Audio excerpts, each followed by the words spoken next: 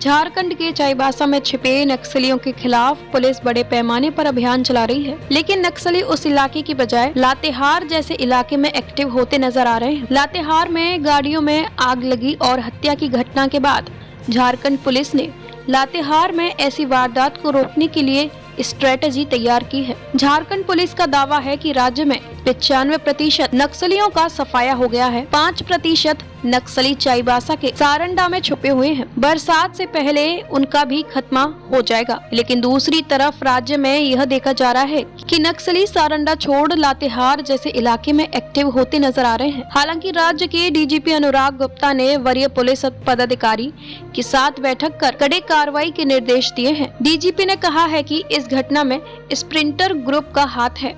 ऐसा है कि कल सुबह में घटना, परसों रात की घटना घटी थी जहाँ पे लातेहार में कुछ स्प्रिंटर ग्रुप के द्वारा कुछ इंसिडेंट किया गया था गिनीवारा का। उसको लेकर मेरे स्तर से राज्य के विभिन्न जिले के SP, DIG, zonal IG, IG operation, special branch सभी के साथ एक मीटिंग की गई थी और उसमें बहुत सारे निर्देश दिए गए ताकि इस प्रॉब्लम को हम ख़त्म कर दें। उसमें एक निर्देश था कि पुराने मामलों का इन्वेस्टिगेशन की मॉनिटरिंग होनी चाहिए। हम देख रहे हैं कि ऐसे बहुत सारे फिरारी नक्सली हैं जिनकी कुर्की जब्ती कार्रवाई नहीं होगी, तो मैंने सभी को निर्देश दिया कि प्रायोरिटी पर नक्सलियों की कस के कुर्की की जाए, उनके घरों का चल अचल संपत्ति को जब्त किया जाए। तो ये पहला निर्देश था।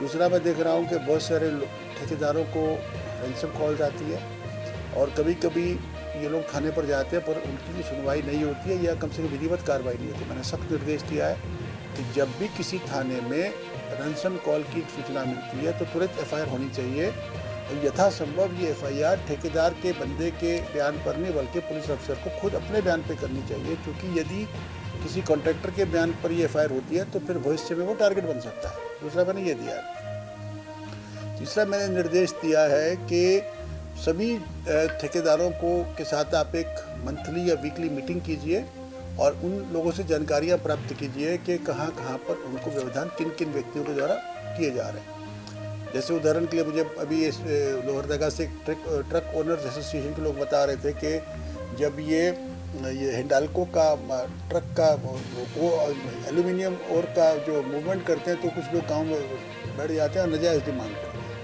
इस प्रकार से किसी प्रकार का डिस्टर्बेंस नहीं, और ठेकेदारों से बात होनी चाहिए और सिर्फ ठेकेदारों से नहीं बल्कि जो पीएसयू कंपनीज हैं, सीसीएल है, बीसीसीएल है, बीसीएल है, एनटीपीसी है, इन लोगों के अधिकारियों से भी बात होनी चाहिए ताकि हमें पता चल सके कहाँ कहाँ पर डिस्टर्बेंस हो रही है। ये सारे, इसके अलावा और बहुत सारे निर्देश हम लोगों की इंटेलिजेंस कलेक्शन बढ़िया होनी चाहिए, ऑपरेशन बढ़िया से होनी चाहिए, फोर्स का रीडिप्लॉयमेंट होना चाहिए क्षेत्र में, एसपीज को खुद जाके देखना चाहिए, बड़े बड़े नक्सलियों पर रिवार्ड घोषित होने चाहिए, क्योंकि हम देखते हैं कि कई बार जो बड़े नक्सली हैं उन पर कोई छोटे मोटी चूक के चलते उन पर रिवार्ड घोषित नहीं हो पाते हैं। ये सारे निर्देश मैंने दिए हैं और मैंने आईजी ऑपरेशन और एडीजी ऑपरेशन को निर्देश दिया है कि अगले एक हफ्ते के अंदर आप विभिन्न जिलों का दौरा करके और आप वहाँ पे जाकर के सभी बिंदुओं पर समीक्षा करें।